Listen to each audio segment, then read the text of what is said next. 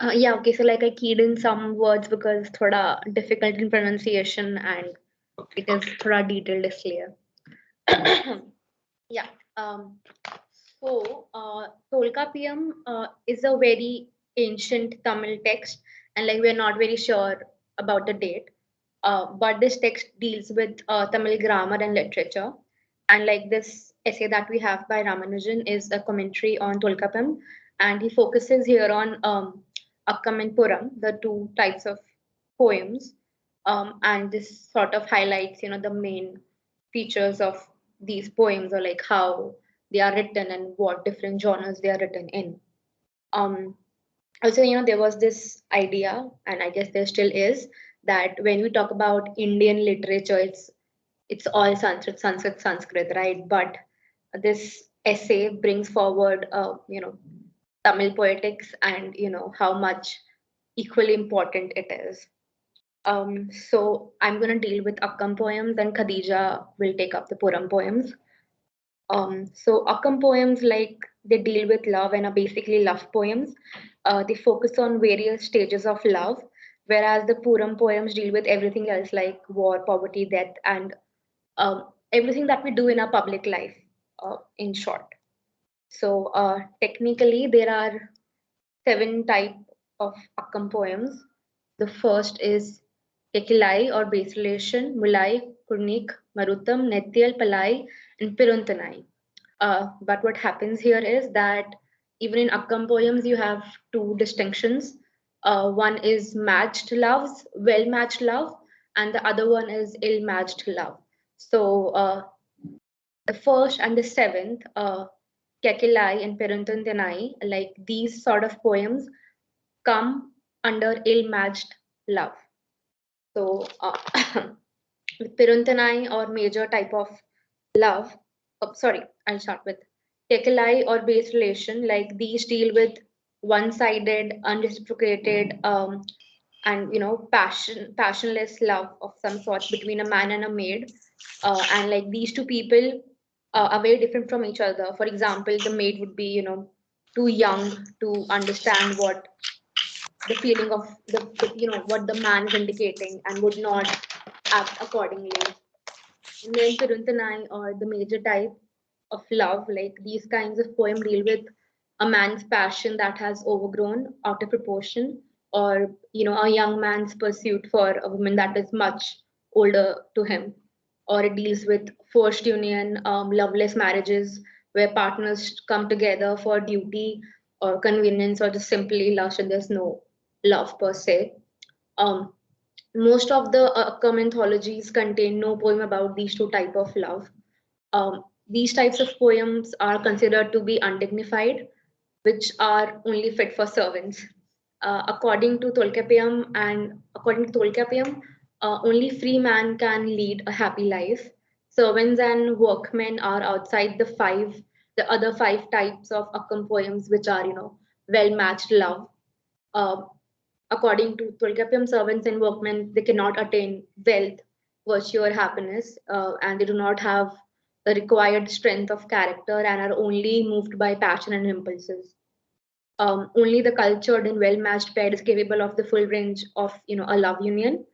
The lovers of a well-matched love, should be equal in lineage, conduct, will, age, beauty, passion, humility, benevolence, intelligence, and wealth. Like these are the 10 traits like that should match with each other. Uh, Coming to the five types of love which are well matched, what the focus is on time and place, the native elements, and human feelings. So, Mutal is time and place. Um, we call the native elements Karu, and human feelings are Uri. So, definitely it's in Tamil, so it's a bit difficult, and we have translations. But, when we say the five landscapes of love, like the five well matched love, what the actual Tamil word is Tinai, and that means much more than just landscapes or genre. You can read the notes, like it's written in the notes after the essay. Uh, so when we talk about place, so these the five types of love they take place in different regions, and these regions are, presided by a deity, and they all have a characteristic flower named to them. So the five Velmash loves are Mulai, Purnik, Maruttam, Netyal, and Pillai. Right? Let me just key in this one also. Sorry. Just a minute. I'm just trying to copy paste something.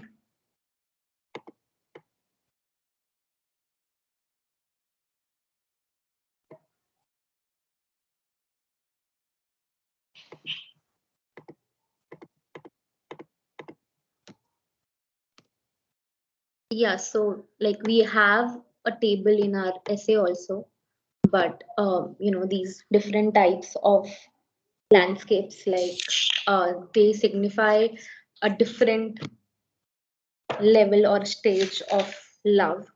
For example, the union of lovers is Kurnik is the union of lovers, and it takes place on a mountain.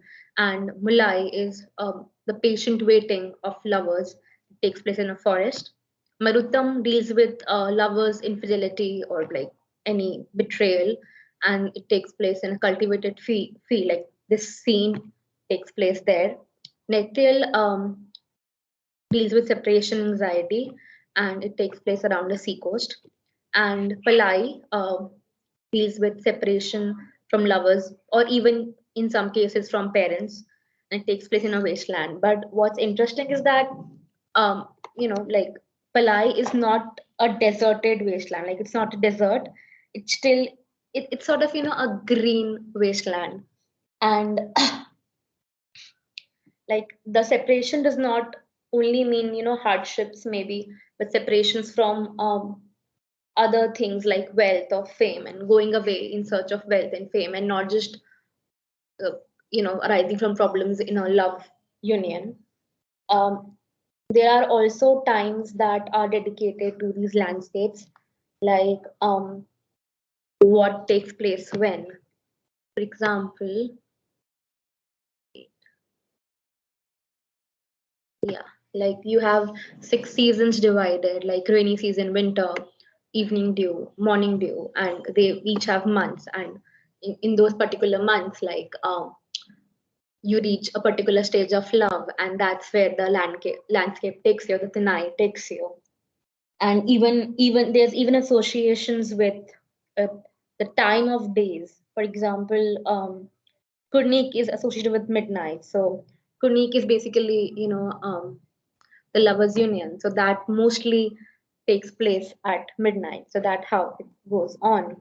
And I'm a bit confused here, but maybe what they meant was that the poet does not simply build around this world in an imagination. Like there's definitely some real connection to it, because the flower Kurnik, like it's obviously um, situated on a mountain, but this flower takes around 10 to 12 years to come to its full bloom.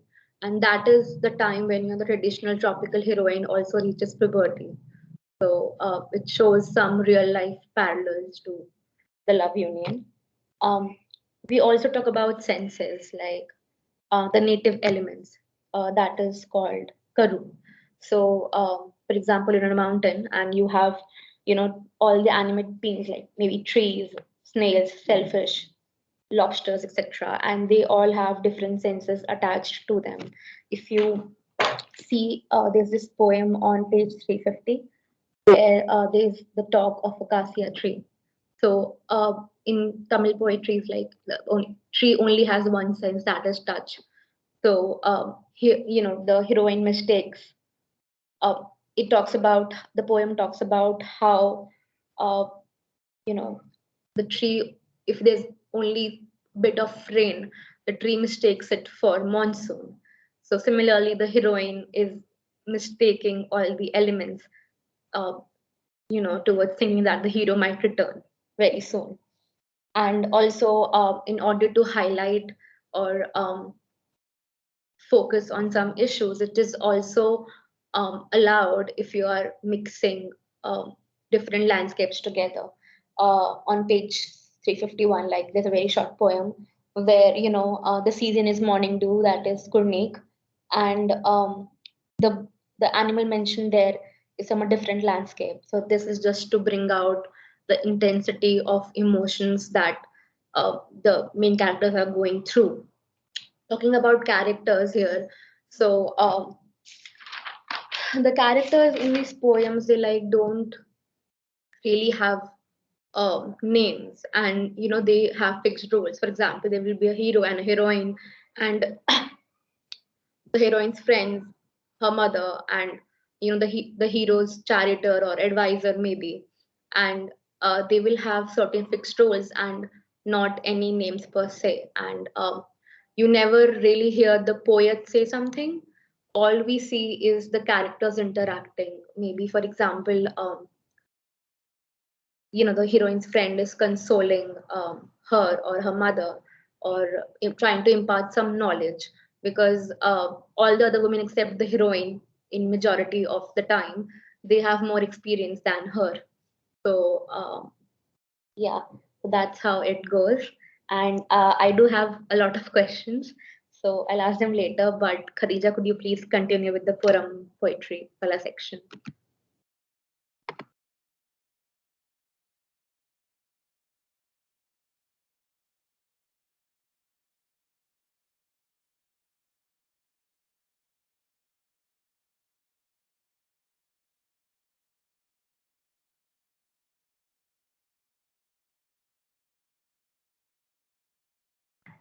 Khadija, can you hear me?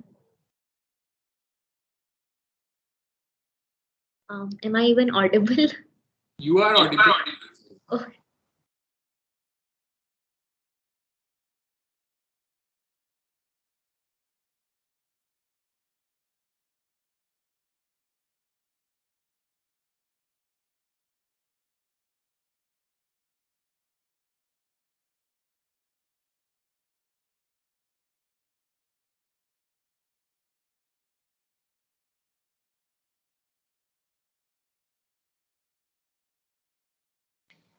Where has she disappeared? Khadija, are you there or you're busy doing something else?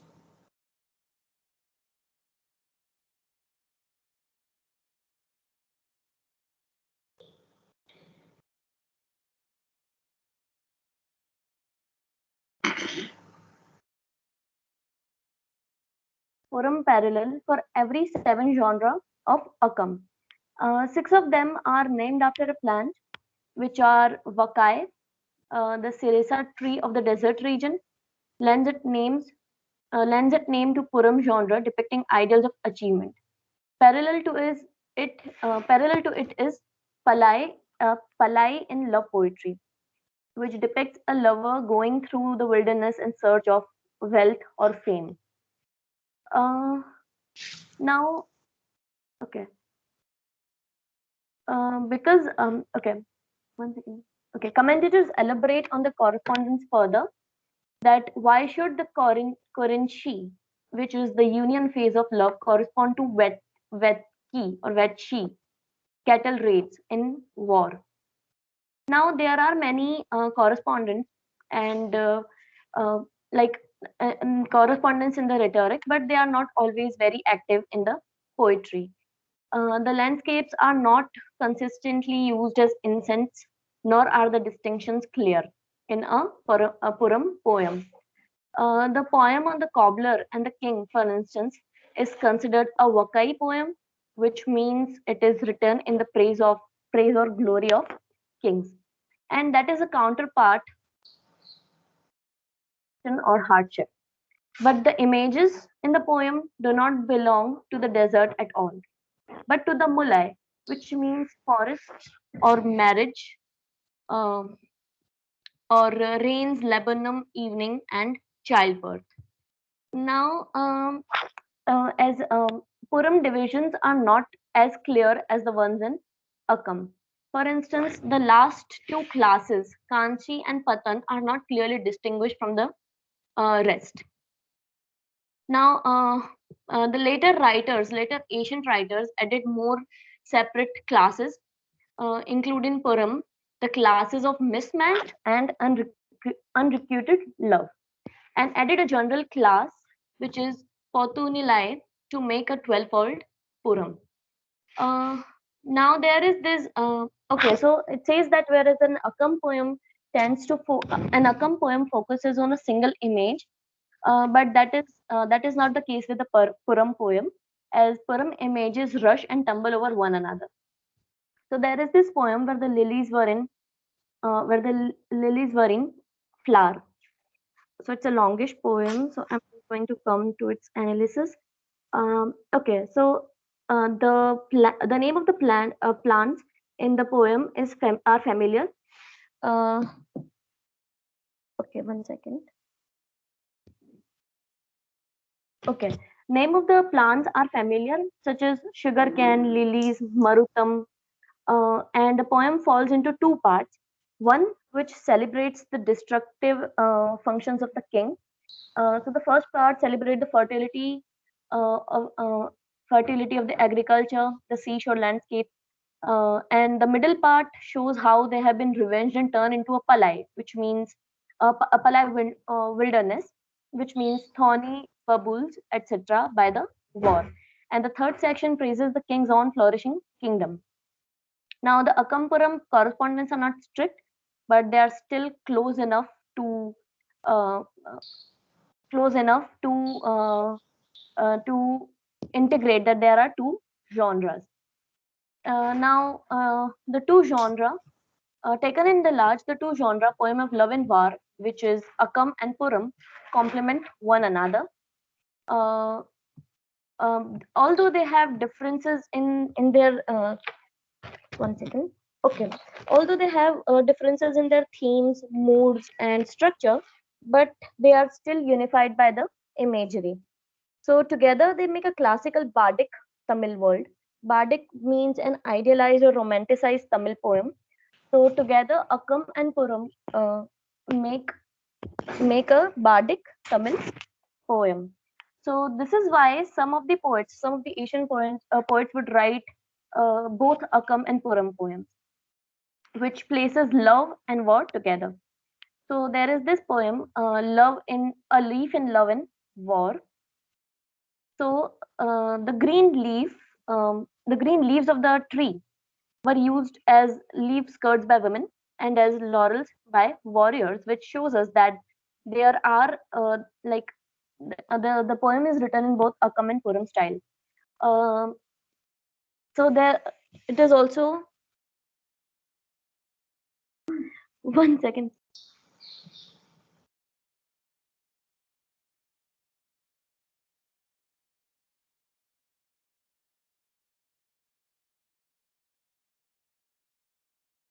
Okay, so then there is an emblematic of Kurinchi, union and love, and Julanai, which means battle. And it says that the juxtaposition of these things bring the irony in the poem. Now there is one more contrast here. Uh,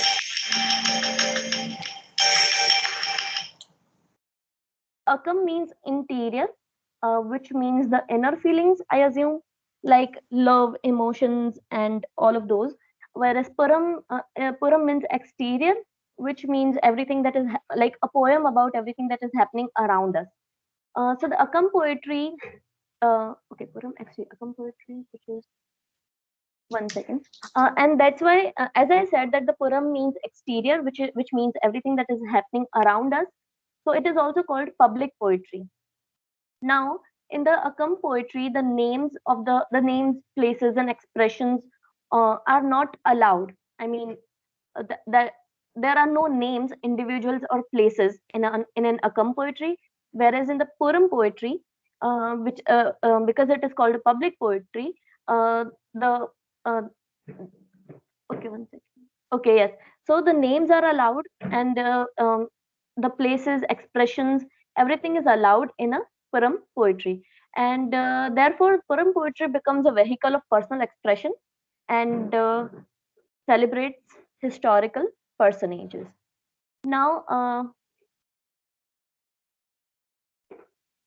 okay, It also says that when a woman speaks about a love in her own voice, that is placed in Puram anthology or Puram poems, because in Akam, uh, a woman do not speak in her own voice, and there are no direct dialogues. Now comes love or mismatched, which is also called Parentinai.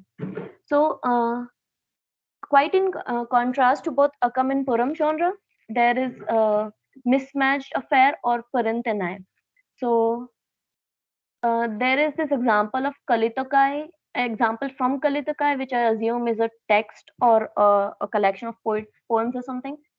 Okay, which is the latest of the 8 anthologies. All right, the Hunchback and the Dwarf. So this is also a longish kind of. No, not that long. Okay. No, it is long. Okay. So in this, 1 second. Okay. So in this poem, there is a uh, um, misfit couple who are not looking for something emotional, like they are not looking for a love, but just random, like just okay, just looking frankly for sex, like folk like bawdiness, the earthy humor.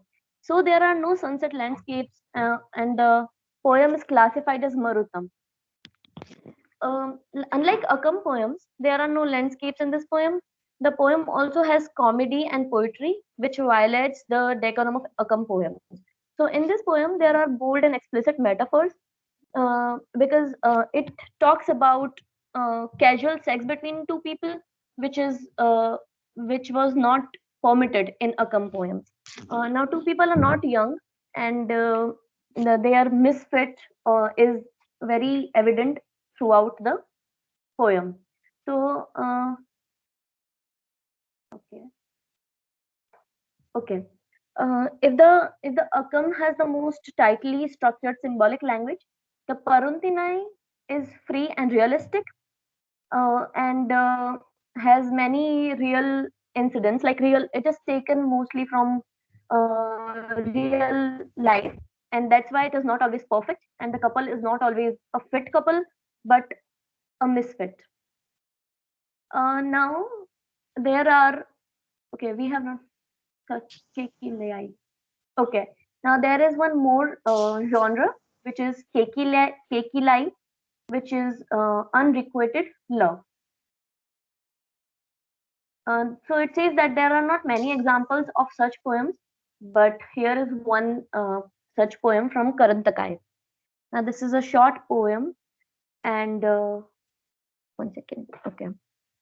Okay. Now in this poem, a significant observation of Kekilai is that the expression of one-side love is appropriate only on religion. So the post-classical Tamil writers or devotees, preoccupied with their unrequited love for their god in a cloud of unknowing, created the most poignant poems of Kekilai. So okay, so after discussing these four genres, there are it says that a great Western love would be described poetry would be described as one-sided Kekilai by Asian commentators. A great modern poetry, fiction, and black comedy, which speaks of love between misfits, will categorize under Parathonai, which will be unheroic and anti-heroic. Now, okay, 1 second. Yeah. So now there is this section which has divided Akam and Puram as poetic devices. Now, Akam, it says that Akam and Puram are not just thematic divisions. In many Tamil poetry, they were like both Akam and Puram were used in a single poem. So these two categories are related to each other by context and by contrast. So the various meanings to be found in a Tamil lexicon can be paired as follows. So Akam is interior, whereas Puram is exterior. Akam is mostly about heart and mind, uh, which because it is more of an interior, it's more about emotions, I guess. One second, sir.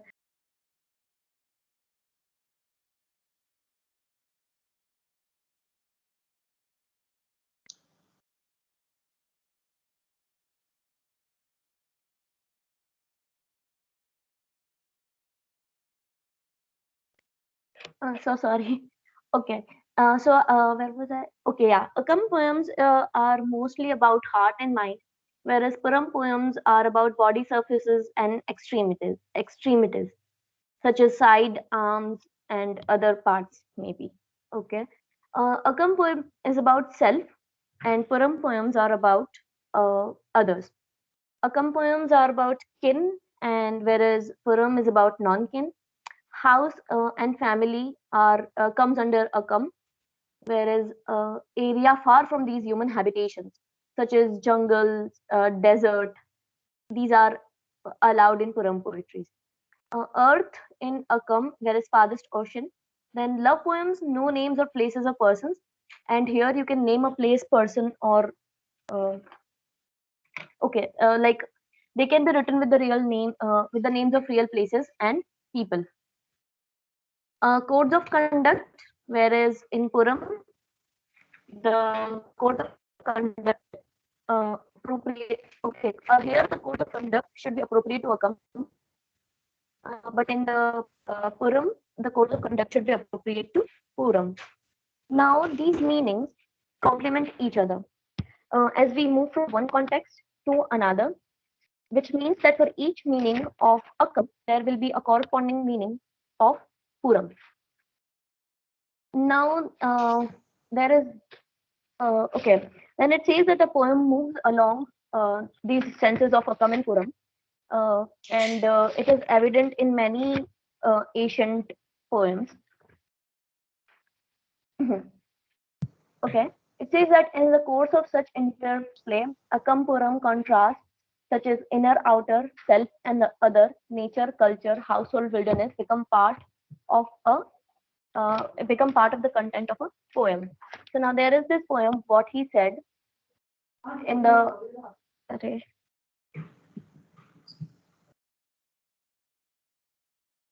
Okay. Um, okay, it's a short poem, and basically in this poem, it is shown that both the Akam and Puram devices are used. So in this long summer wilderness seized by the devoured of wildfire, in the very first line, um, okay, okay, not in the first line. I mean, in the whole poem, there are a number of movements from Puram to Akam, such as from the faraway wilderness to the inhabited house. So wilderness is Puram, whereas inhabited house is Akam. So from the outer landscape to the fantasy inside him, it moves from wildfire to noonday sun, to the dead of the night to the girl, the yellow keen of flowers, and hair glistening as if the honey.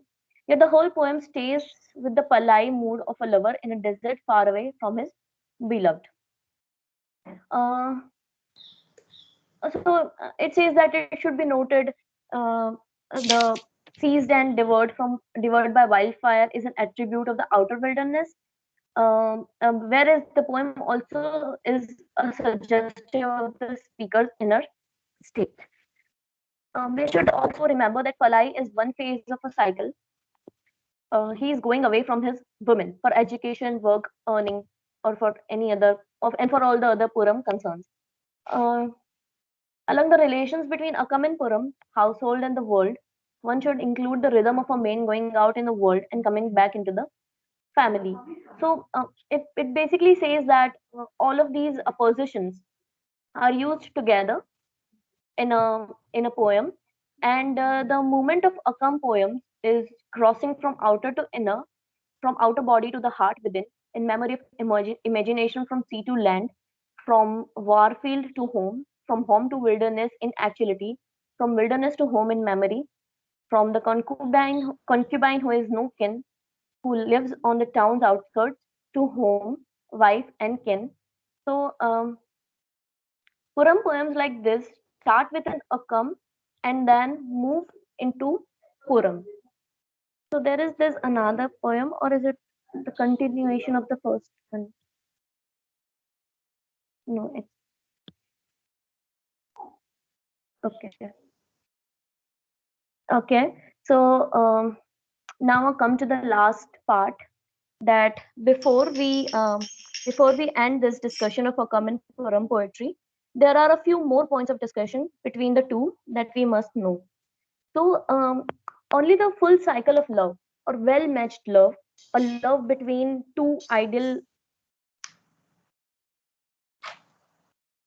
okay, a love between two ideal couples, uh, the life, okay, ideal couple is called akam, whereas a love between misfit couples, ill-matched love, or the life and death of heroes, their relation to land, enemy, etc., are called Puram. Uh, then it also says that the Tamil world was divided between family, which is household, which is one of the meanings of Akam, and the kingdom, which is the outer world, which falls under Puram. So women were central to the Akam, whereas heroes and kings and noble men were um would fall under Puram poems. Then it says that in many Akam poems, a woman's body uh, would be present to our senses. The smell or texture of her hair, the shape of her breast, her brow, her skirt, and sometimes even the taste of her saliva. Yet, a woman is never described in more than one or two details in a Puram poem. A Puram poem is more about her glittering bangles and ornaments, her bright spear, her horses, chariots, garlands, ankle bands, and sometimes a chest enlarged by the drawing of bows. Uh, then it says that it's significant that in Akam poem, rarely a woman is seen as a mature mother of a grown man.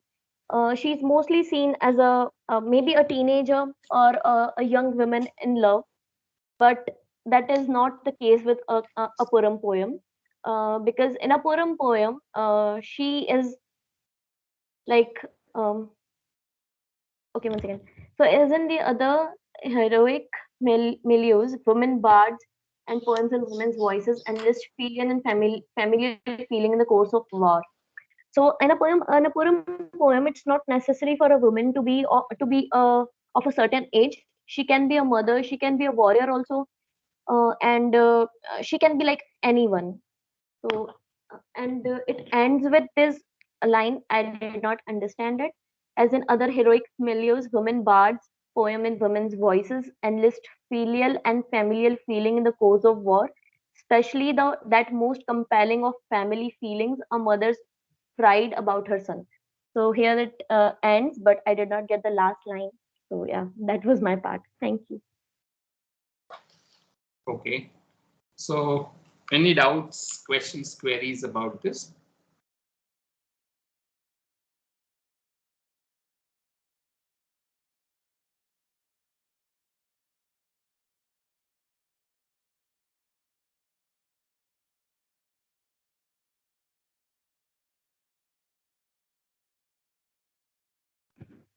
Sir, I just have this question.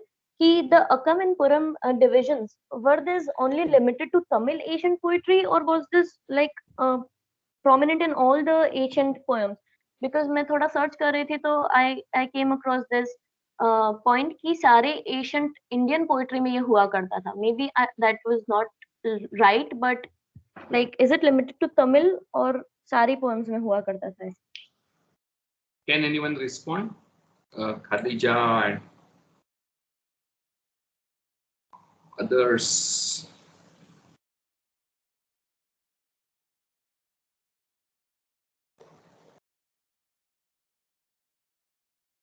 What do you think, presenters? Sir, I have only asked this question. I mean, I'm confused. It Okay. like Was it there in all the, like, these divisions were there in all the poems or This, just in Tamil? see, Vedic literature begins 1500 BC and gets consolidated by 500 BC, over 1000 years, right? Starting with the Rig Veda to the Upanishads. In this phase, there is also towards 5th century before Christ, when Plato and Aristotle were discussing polis and city-state. You find Mahajanapadas emerging in the Gangetic Valley, the smaller city-states. And with that, you find rise of what is known as second period of urbanization in ancient India. The first phase of urbanization is what is known as the Harappan Indus Valley civilization, about what we hardly know anything, except the fact that they were extremely urban, had very sophisticated drainage systems and baths and granary and scripts and writing and whatnot. And they had art and terracotta and whatnot. But that went out of memory of Indians for almost 3,000 years, till it was discovered in the beginning of 20th century. So the second phase of urbanization, which begins in Gangetic Valley, near Magad, right, gives rise to many important developments with like rise of Buddhism and Jainism and whatnot.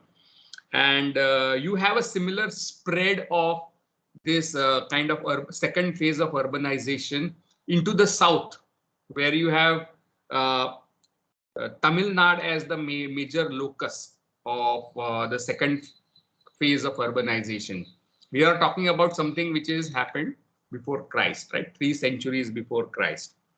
And you have kingdoms like Pal and Pandya and others coming up.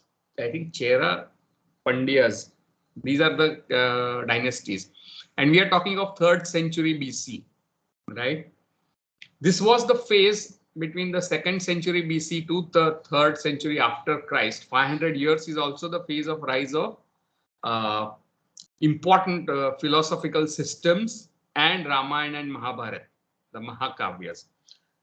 In the south at that moment, there is a great effervescence of poetry, and they believe that there were several kinds of meetings or confluences called sangams that happened, and hundreds and hundreds of poems were written for these kingdoms in south in Tamil Nadu, right? And that's why this poetry is classified as sangam poetry.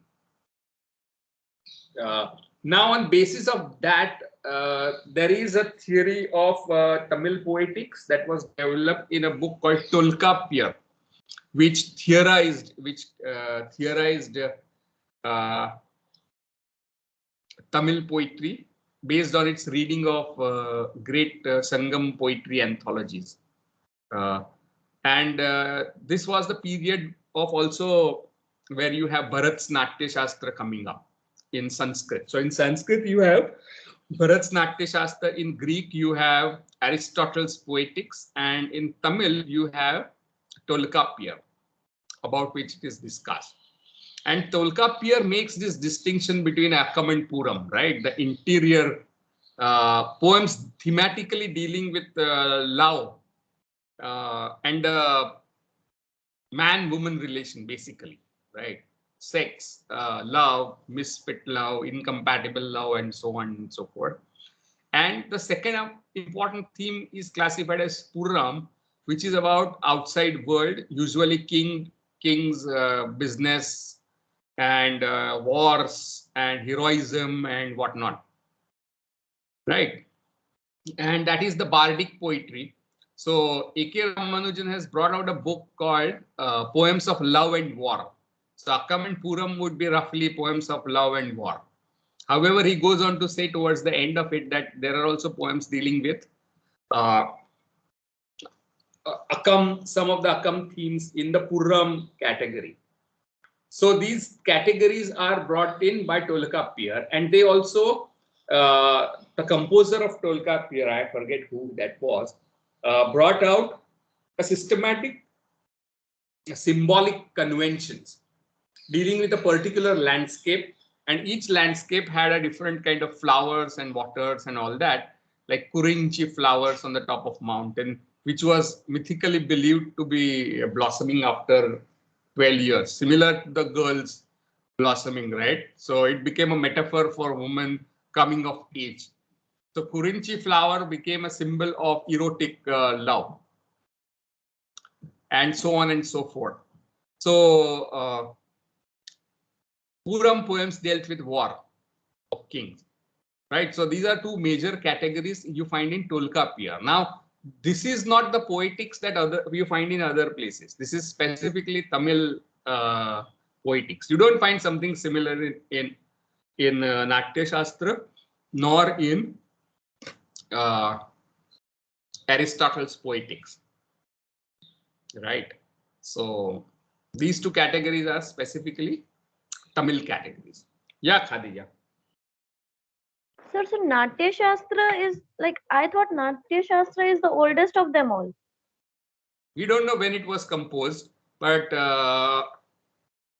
it's contemporary. I would treat it as more or less same phase because we cannot place it historically. Which details hai hi nahi. So Yes, sir. I'm saying this because I thought all the Indian BC से लेके 2nd century AD तब आता है नाट्य शास्त्र. उसी time पे संकम literature है, उसी टाइम पे टोलकाप्पियर भी है, उसी टाइम पे रामायण महाभारत भी आ रहा है, right? This is something called post Mauryan society. Maurya वंश के बाद का, मींस अशोक मौर्य गुप्त ने बुद्धिज्म को ग्लोबल धर्म बना दिया है, राइट? उसके बाद का फेज है ये. Yes, sir. But I thought कि to write a poem or poetry or whatever, you need to have knowledge of rasa. और इसके लिए the poems were written with the knowledge of rasa and like उस रसा जो थे रस कहते हैं, जैसे आप रस. कैरिनो रस.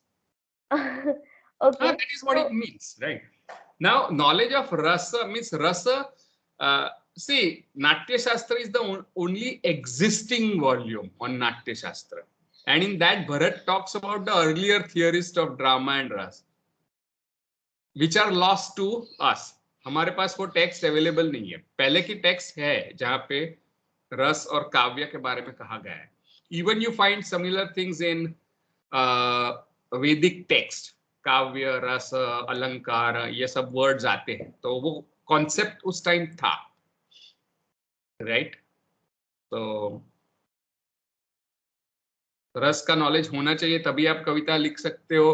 तो कुछ तो था, मीन्स तभी तो उस टाइम पे तो कालिदास था नहीं, right? Kalidas comes 500 years later, in the 500-600 years later. भास और Kalidas you find in the Gupta period, right? 300 AD के बाद में. So the only poems available for Bharat would be जो कुछ होता है वो उसके सामने नाट्य. So it's not that का रस थियरी पहले आते हैं और क्रिटिसिज्म बाद में आता है, ऐसा नहीं है. या थियरी पहले आती है और प्रैक्टिस बाद में आता है, ऐसा नहीं. एरिस्टोटल जो कह रहा है रूल्स, वो नाटक को देख के उसने डिराइव किए हुए हैं. That which becomes then canonical later on. I hope you get what I'm saying.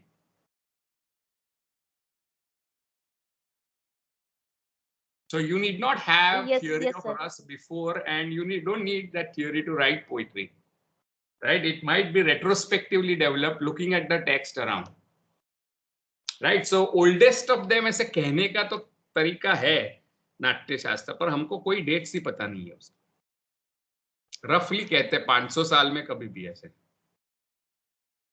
तो उसी फेज में ये तीनों टेक्स्ट आते हैं, एरिस्टोटल के पोएटिक्स, नाट्य शास्त्र और टोलकाप्पियर इन तमिल. ये कैटेगरी सिर्फ तमिल में आती है, अकम एंड पूरम, क्योंकि वो सिर्फ theme of love and war नहीं है, उनके साथ जुड़े हुए कन्वेंशंस है, landscape, flower, poetry, and so on and so forth, right? Which if you look at the essay, you will find out. What is important for us is that when we talk of Indian poetics, Indian aesthetics की बात करते हैं, Indian criticism की जब बात करते हैं, तो लोग संस्कृत criticism की बात करते हैं, तमिल की भी बात नहीं करते और दलित की भी बात नहीं करते, और इस्लामिक थियराइजेशन भी हुआ होगा ज्यादा नहीं मिल रहा है, I am looking for it, but definitely हुआ है, तो उसे इंडियन नहीं माना जाता, right? So Indian, my idea of Indian aesthetics is that aesthetics जैसी कोई कैटेगरी उस टाइम थी नहीं, अलंकार शास्त्र था और काव्य शास्त्र था, तो चलो उसे मान लेते हैं, राइट? और इंडिया का मतलब क्या होगा? It's not Sanskrit Buddhist, Sanskrit Brahmanical India. You have to talk about Dalit discourse, you have to talk about Tamil aesthetics and poetry which were extremely developed. In fact, अगर मैं आपको पूछूं कौन से महाकाव्य है भारत के, क्या बताओगे आप?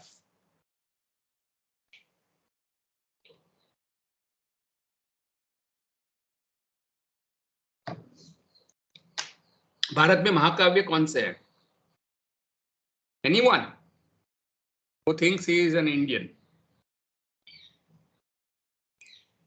Which are the epics of India, ancient India? Ramayana and Mahabharata. Right, so that is the stereotypical response. But later on, you had literary epics in Tamil Nadu, which were extremely popular, and they were Iyango Attikal's Seelapattikaram and Manimekalai. Both of them are Jaina or Buddhist epics, right? Written in Tamil, great epics. मगर कोई उसके बारे में बात नहीं करता, तो हमारा इंडिया का जो परसेप्शन है ना, वो भी बहुत नॉर्थ इंडियन और संस्कृत सेंट्रिक है, which we have to correct, right? So apart from Sangam literature, great literature grew up in the later period of first century, mid first century after Christ.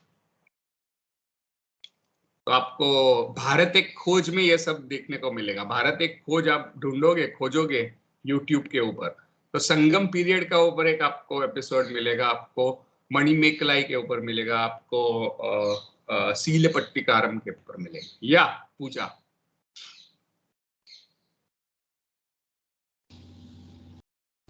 So I had a minor doubt. इसमें first page पे लिखा हुआ था कि like Tamil is like the mother language of Telugu, Kannada और मलयालम. और फिर ये तो फिर आज तो ये सारी लैंग्वेजेस, वो हिस्ट्रीज देखनी पड़ेगी. I don't see, if you look at family of languages in India, then one is the Indo European family of language, largely north Indian, right? जिसमें Punjabi, Bengali, Gujarati, Tamil, Gujarati, Hindi, Rajasthani, all these languages. Then even Odia, and then there is another group of languages called Dravidian languages, right? Which probably are far more older than Sanskrit because they are local. And the oldest among them is Tamil, right? So you have Kannada, Telugu, Tamil and Malayalam. ये चार Dravid languages है, right? So they are connected that way, and all of them are indebted to Tamil in many ways, and Sanskrit. दोनों संस्कृत और तमिल से काफी कुछ लेते हैं. For example, a poetic genre called Manipraval in Malayalam is a poem written, एक sentence में कुछ फ्रेजेस तमिल आते हैं, मलयालम आते हैं, संस्कृत आते हैं. So it's a multilingual genre in ancient Malayalam poetry, and it was considered highly prestigious. उस टाइम में मल्टीलिंगुअल पोइट्री लिखना हाईली प्रेस्टिजियस माना जाता था, right? Kings were the patrons of that genre.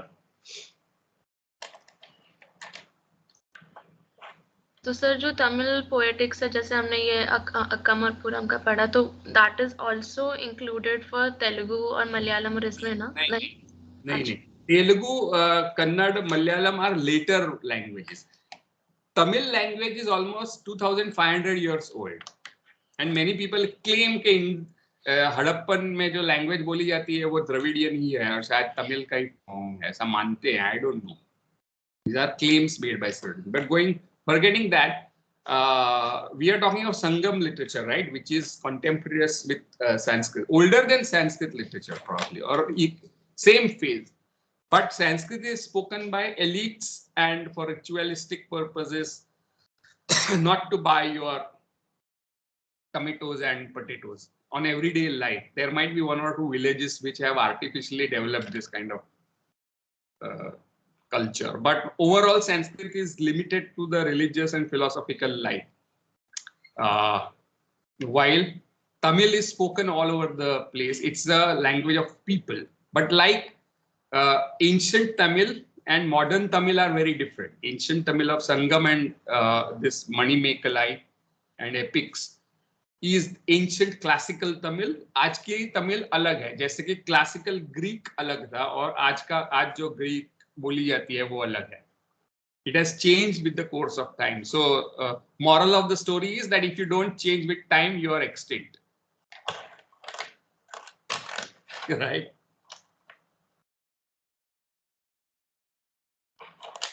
So these are later developments. You find Kannada coming up in 5th century. Right? Telugu would come up in 6th or 7th century, and Malayalam also in 8th or 9th century. So Tamil सबसे पुरानी है.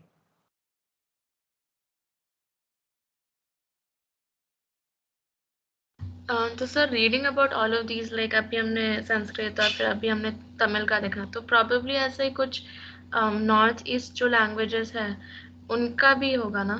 उनका ancient literature available कितना है वो देखना पड़ेगा. Asamiya and in fact that's very good, and I don't know if there is any poetics available there. Poetics as a theory criticism, not as poetics तो होते ही है, poetry है, art है तो poetics होते ही है, but codified grammar of literature ऐसा available शायद नहीं है. लिटरेचर उनकी लैंग्वेजेस भी काफी अलग अलग आदिवासी ट्राइबल लैंग्वेजेस है, right, but and they belong to probably Chinese family of languages, not Dravidian, not Indo-European. Usme I am not very clear. I will have to look up all these things. Yes, but there are no codified literary text like Tolkappia. या like जैसे अभी हम conversation कर रहे थे ना, तो that is why I thought कि शायद से उनके पास भी कोई थियरी हो ऐसी. उतनी पुरानी नहीं है. या बट फिर like right now I just search कि कैसा है इनका, तो इनका तो 11th century, but they have like mixture of Indo Tibetan और फिर Chinese. It's Indo Tibetan family of language, right. So you can see how complex and diverse India is, right? And to talk about Indian literature or Indian poetics, we need to acknowledge this diversity and plurality. We have to take an inclusive view of that. We cannot just say कि सिर्फ कालिदास महानता और वेद और उपनिषद सब कुछ है. We have to acknowledge these diversities and pluralities. Yes, Sanskrit was extremely powerful and widespread language. From Java to Indonesia and Singapore to Sri Lanka, उतना फैलाव था संस्कृत का, right? But that does not mean other languages are to be considered petty or small.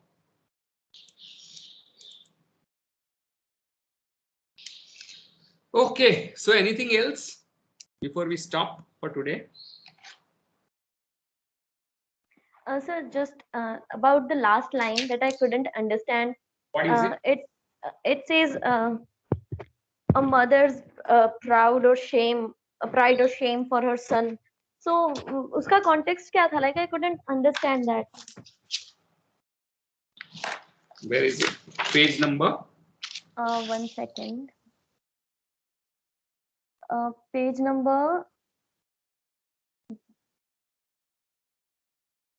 Last line जो है इसका ऐसे का वो ये page number 374 as in the other heroic milieux women bards in poems and women's voices वो वाला. So that it shows that it is significant that in Akkam poems rarely is the woman seen as mature mother of a grown man as she is seen in Purram. Akkam is interior erotic poetry, interior love poetry, right? Puram is exterior poetry, deal with exterior world of business and wars and politics. In Puram, you find woman who is mature and mother. Woman as mother उसमें दिखती है.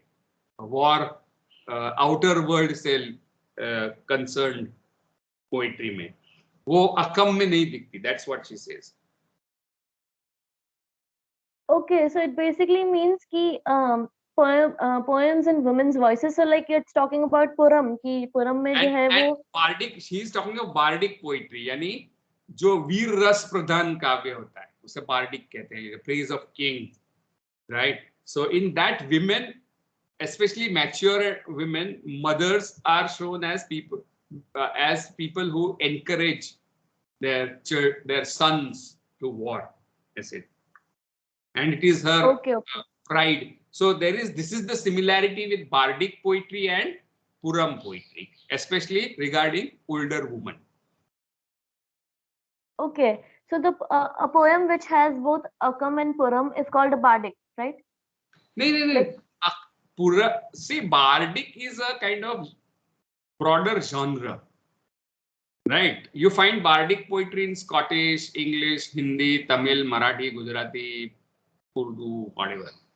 Bardic is the poetry by bards who praise the king, right? I hope you get what I'm saying. Yes, sir. Yes, I got it. So he's but मैंने वो Puram only. Akkam में नहीं है वो ऐसा कह रहा है. Akkam is purely about love. See, for example, in Marathi, right? You find a distinction between povadas and lavnis, right? Povadas are those songs which are celebrating heroism, acts of heroism of Shivaji and whatnot. And lavnis are erotic poetry written in women's voices by men, very often even performed by men, right?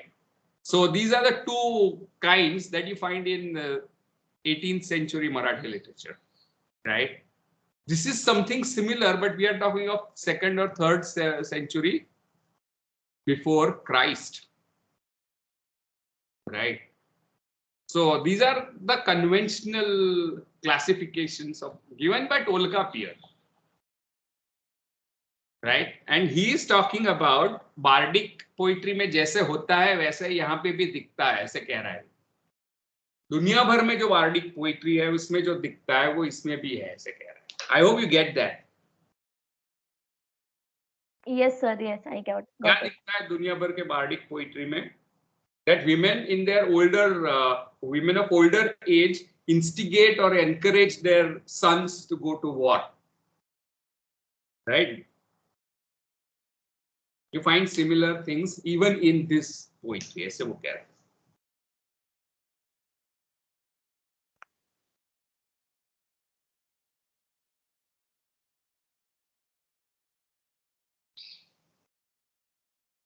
Clear? Okay, Pooja. Sir ऐसा कोई biasness है क्या अक्कम या पुरम में, like मतलब कि do people reject, मतलब not reject but like you know kind of neglect Akkam क्योंकि इट्स लव पोएम्स और पुरम को ज्यादा अप्रिसिएशन मिलता है कि दिख नहीं रहा. नहीं, मैं तो सिर्फ क्वेश्चन कर रही हूँ कैसा ऐसा दिख नहीं रहा. ओके ठीक. That one is considered more important than others. Akkam is sex, Puram is violence, and both sell. Basically, कोई एक ज्यादा sell करता है, दूसरा ज्यादा कम, ऐसे नहीं है. Sex sells and so does violence. That is putting it very simply. So it's not one is marginalizing other. For that, you should read the whole book that A.K. Ramanujan has translated, Poems of Love and War, from classical Tamil poetry.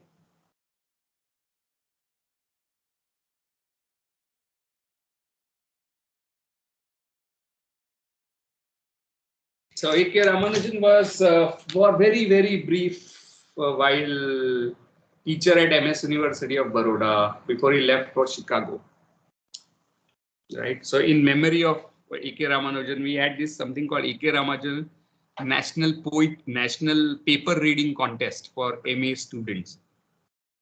that we had when we had this DRS projects, UGC DRS projects that we were having. But from past 3 years, it has fizzled out. There are no funds that they are sending. So we can't have these national contests. I don't know if you have heard, any one of you have heard of this.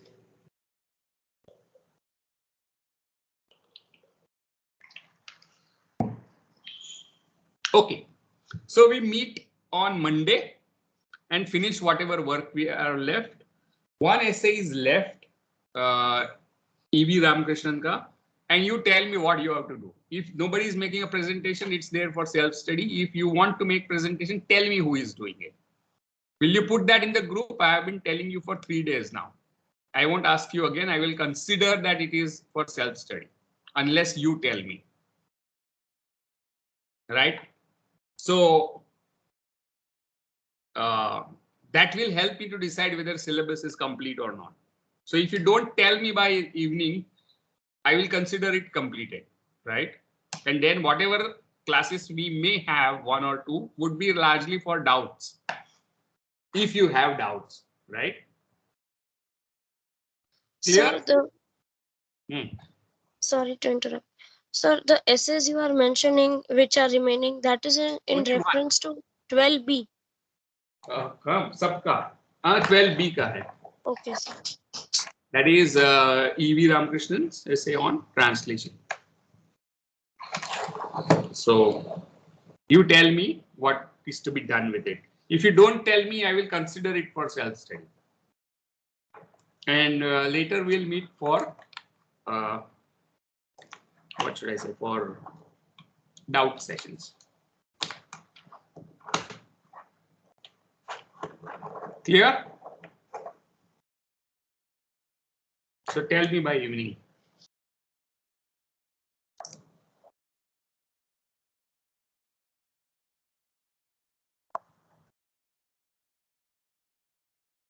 Thank you, sir. Yes, so have a good day. You too, sir. Thank you.